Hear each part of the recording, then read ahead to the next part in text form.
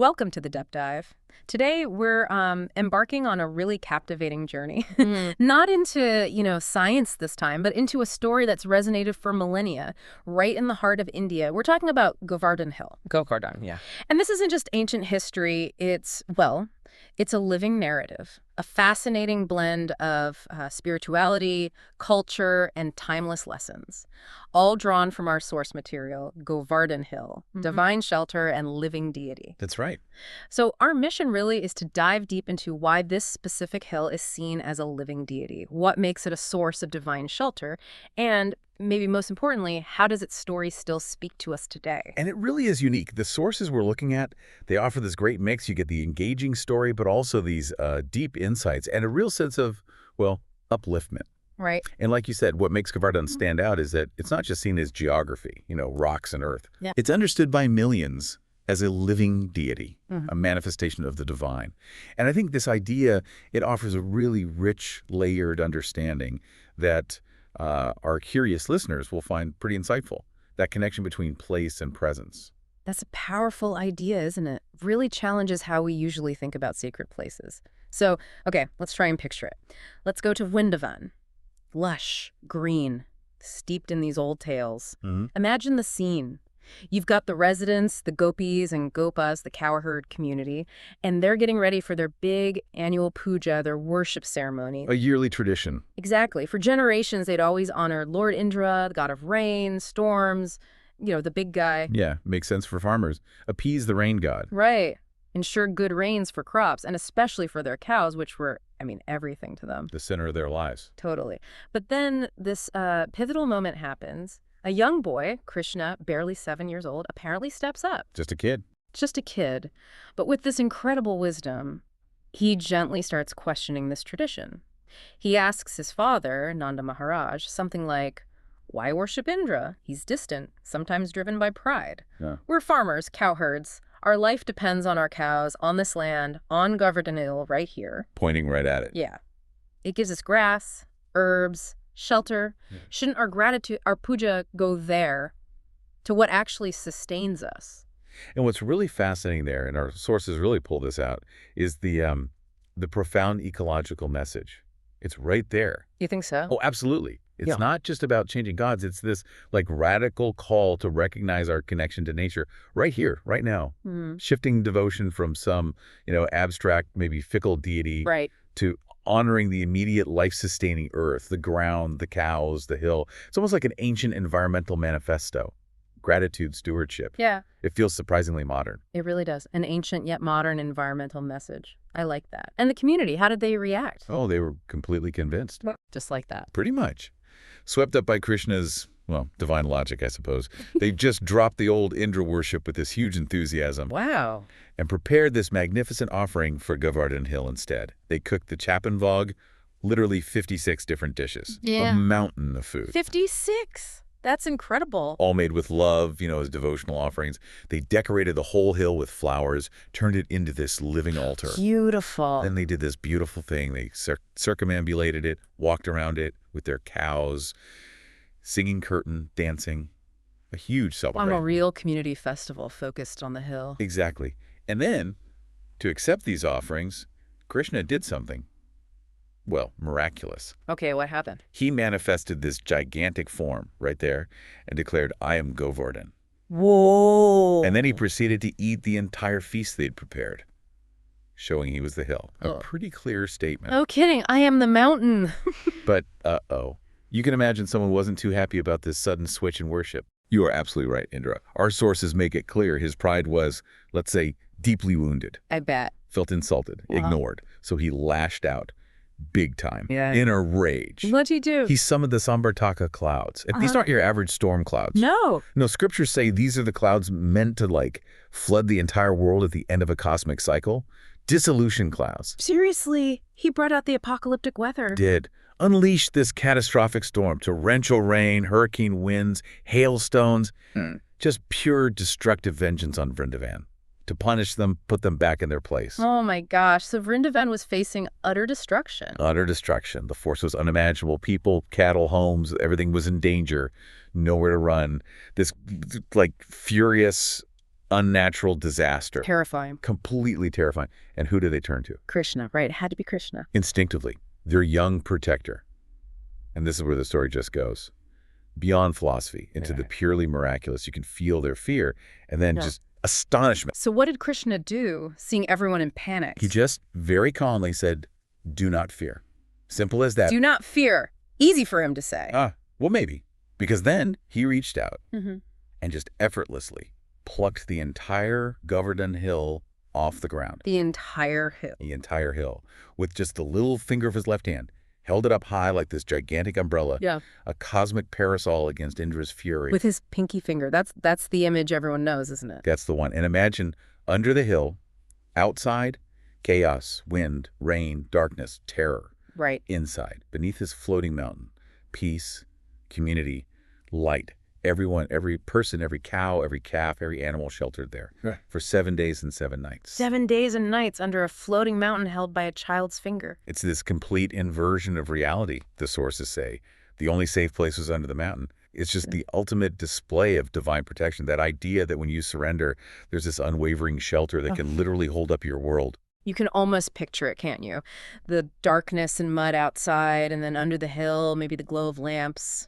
The smell of milk from the cows, quiet prayers, maybe lullabies. Exactly. Not just physical safety, but this profound moment of divine love, security, a safe haven right in the middle of the storm. What did that do to the villagers, spending a week like that? Well, the sources really emphasize it wasn't just survival. It was a huge spiritual awakening. Living there with Krishna, seeing that direct physical protection. It just solidified their faith. They knew he was the story. It turned fear into this absolute trust. Makes sense. And that image, lifting Govardhan, it becomes this cherished symbol. God is our ultimate shelter. Hold everything up when it feels like it's all falling apart. It's all about surrender and finding that shelter. So Indra eventually gives up. After 7 days and nights, yes, the storm finally stops. Indra, completely humbled, realizing his mistake, his pride, he calls off the attack. And the sun comes out. Sun comes out. Vrindavan is miraculously okay. Krishna gently puts the hill back down. Just like that? Just like that. And then Indra comes down from his fancy elephant, Airavata, bows to Krishna, offers prayers, finally gets it, recognizes him as the supreme. Yeah. Quite the turnaround. From cosmic rage to total humility. Wow. Yeah. But as you said earlier, the story doesn't just end there, like some old legend. For millions today, Govardhan isn't just a place where a miracle happened. No, it's a living deity. Yeah. Still. Right now. Living, breathing deity. And the main way people connect with that is through Parikrama, right? This walk around the hill. Exactly. The Parikrama, it's a journey, about 21 kilometers long. That's a decent walk. It is. And it's not just a hike. It's described as a walking meditation, a pilgrimage of devotion.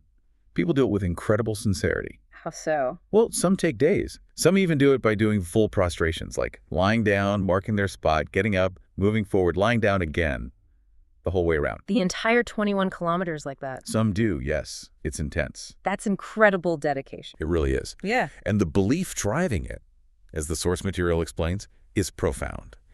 Every single stone, every pebble of Govardhan is Krishna himself. Every stone. Non-different from Krishna. Which, raises that interesting point about how geography and spiritual belief just completely merge for devotees. Yeah. So you see people walking, singing kirtan, offering prayers at little shrines along the way, maybe doing those prostrations. It's very personal, very physical, a direct way to connect with the hill's energy, which they see as Krishna's form. It's fascinating, treating a simple stone with that much reverence. And then there's the Govardhan Shila. People take stones home. Yes, exactly. Govardhan Shilas. Yeah. Stones from the hill that are worshipped in homes. Like an idol, really. So you can have that connection even if you're far away. Precisely. And this makes that living deity idea very tangible, very personal. Our sources stress that these shilas are seen as Krishna's form. So someone who can't go to Vrindavan can bring that divine shelter, that presence, right into their home. It carries the hill's energy, makes devotion a daily thing. And there's that famous saying, too, if you take a shila and turn it over, you might find a tulsi leaf pattern imprinted on it. A tulsi leaf? Yeah, like the sacred basil offered to Krishna. It's seen as a divine sign, like the stone is already blessed, accepted by the Lord. It's very intimate, this idea that the divine is right there, in your hand. That's a beautiful image, carrying that presence. And you mentioned the whole area is sacred too, not just the hill. Absolutely. Govardhan is sort of the centerpiece, but the whole region, Vrindavan, is woven with these sacred spots. Like what? Well, nearby you have Kusum Sarovar, this beautiful pond where Radha and the gopis supposedly gathered flowers for Krishna. Okay. And then there are Radha Kund and Sham Kund twin lakes, incredibly sacred, considered the holiest water bodies there, tied directly to Radha and Krishna's love story. So it's a whole landscape of devotion. Exactly. Each place adds another layer, making the entire area feel like a living testament to these divine stories. Okay, so we've gone through the story, the challenge, the miracle, the living presence today. Let's bring it back. What does this ancient story of Govardhan mean for us now? Far away from Vrindavan, what are the takeaways? That ecological point you made earlier really stuck with me. Yes, I think that's maybe the first big lesson our source material really highlights. Krishna redirecting worship away from a distant god towards the immediate life-giving earth, the hill. Right. It's just such a clear call for gratitude, for the land, the rivers, the animals, the mountains that feed us and shelter us, to see them as sacred, protect them, like that ancient but very modern environmental idea again. Honoring our immediate world makes perfect sense. And the human drama. Indra versus Krishna and the villagers. That leads right into the second lesson. Humility versus hubris. Stark contrast, isn't it? Definitely. Indra's massive prize leads him to cause destruction because his ego got bruised. But it's the humility of the Vrojavasis willing to listen to a child, willing to change, that leads to their safety. It's fascinating how the story shows the danger of arrogance and the strength in humility. Pride comes before a fall, right? And wisdom can come from unexpected places. It's a timeless lesson. Applies everywhere. It really does. Leadership, personal life. Yeah. Yeah. And finally, the central image itself. The shelter. Exactly. The third, and maybe the most crucial lesson for everyone listening, surrender and shelter. We all face storms, right? Emotional, financial, spiritual, whatever they are. We certainly do. And that image of Krishna holding up Govardhan, it's such a powerful metaphor. It suggests that if we take shelter in the divine, in faith, in a higher principle, whatever that means for you, we can find peace. We can find security even when things are chaotic. Like making our own problems manageable. Exactly. It shows how our personal Govardhan, our burdens, our overwhelm can become bearable through faith, through grace. It's this idea that you don't have to carry it all by yourself. That's a really comforting thought. Protection is available. So these are really powerful lessons. The divine isn't just up there, but right here in the earth, a promise we're not alone, that shelter exists. Beautifully put. So maybe the next time you see a hill or a mountain, or even just, a simple stone on your path, remember Govardhan. Remember the divine isn't only in the heavens, it's in the ground beneath our feet, in the nature that supports us, in humility. It's a promise, perhaps, that we're never truly alone, and that simple acts of gratitude, of surrender, they can lift mountains, both real ones and the ones we carry inside. A powerful thought to end on. Thank you for joining us on this deep dive into Govardhan Hill. We hope you carry some of its wisdom and maybe some of its shelter with you.